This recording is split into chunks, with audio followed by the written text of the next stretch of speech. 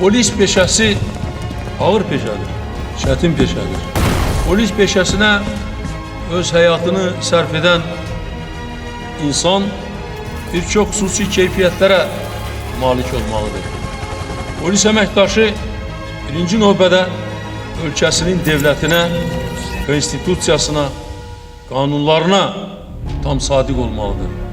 Polis əməkdaşı bilikli olmalıdır, öz sahəsində yüksək təhsilə malik olmalıdır, təcrübəli olmalıdır, iradəli olmalıdır, cəsarətli olmalıdır, qorxmaz olmalıdır. Polis əməkdaşı saf mənəviyyətə malik olmalıdır.